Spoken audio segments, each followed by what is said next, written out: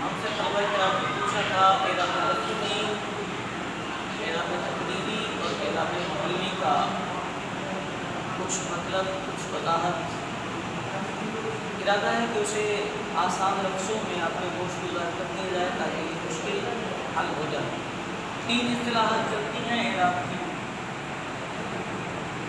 اعراب لفظی،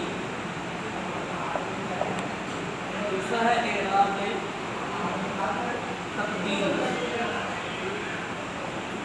تیسرا ہوتا ہے اعراب محلی۔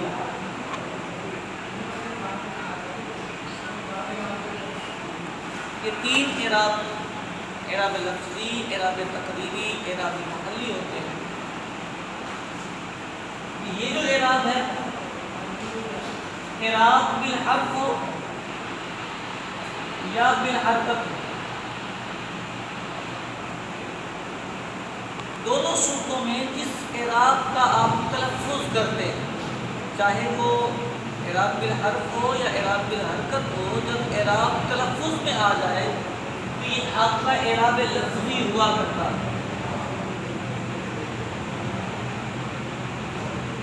یہاں ایک بات میں کلیئر کرتا چلا جاؤں، جو ہمارے طلبہ کرام عام طور پر غلطی کرتے ہیں، وہ یہ کرتے ہیں کہ جب ان سے اعراب پوچھا جاتا ہے، مثال کے طور پر مسلمان کا جمع مؤنث سالم کا، تو کہتے ہیں ہن مسلمات، رأیت مسلمات، نظرت الی مسلمات۔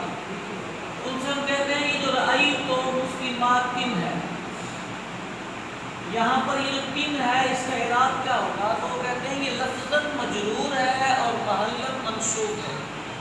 یہ ایک جواب غلط ہوتا ہے۔ یہ لفظاً بھی مجرور ہے، منصوب ہے، اور محلاً بھی منصوب ہے۔ یہ جر نہیں ہے، یہ نصب ہے، اور نصب لفظی ہے، کیونکہ یہ جب ہم اعراب یاد کرتے ہیں تو لکھا ہوتا ہے جمع مؤنث سالم کی حالت نسبی کسرہ لفظی سے آئے گی۔ یہ کسرہ ہے اور یہ کسرہ پڑھا جا رہا ہے، سو یہ اعراب لفظی ہے اور یہ محلاً منصوب ہے اور یہ نصب بھی لگا ہوا ہے۔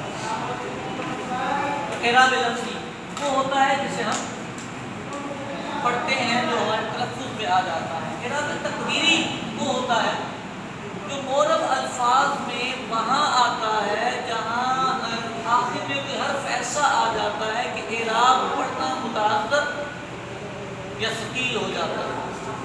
متعذر ہونے کی مثال کے طور پر آخر میں آیا الف، ایک لفظ ہے اس کے آخر میں آتا ہے الف، عصا۔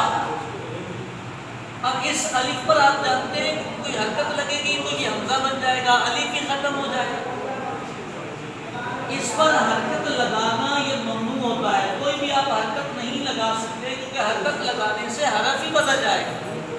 الف حرکت کو قبول ہی نہیں کر سکتا، لہذا یہاں پر حرکت آ نہیں سکتی۔ تو اگر کسی لفظ کے آخر میں الف ہوگا تو اس پر جو اعراب ہوگا وہ تقدیری کہلائے گا۔ موسیٰ، عیسیٰ میں اسی لیے اعراب تقدیری ہوتا ہے، عصا میں بھی تقدیری ہوتا ہے۔ دوسرا، وہاں جہاں اعراب ثقیل ہوتا ہے، ثقیل کہاں ہوتا ہے؟ جیسے مثال کے طور پر یہ ہے یا متکلم، اس یا کا تقاضا یہ ہوتا ہے کہ اس کے پیچھے ہمیشہ زیر آئے۔ اس یا کا تقاضا یہ ہوتا ہے کہ اس کے پیچھے ہمیشہ زیر آئے۔ اپنے پیچھے یہ پیش اور زبر پسند ہی نہیں کرتا، آ ہی نہیں سکتا، یہ قبول نہیں کرتا، اس میں ثقل آ جاتا ہے، عربوں کو پڑھنے میں دشواری آتی ہے۔ سو اس یا کے ساتھ اس زیر کا رشتہ یہ ہمیشہ کے لیے پکا کر دیتے ہیں۔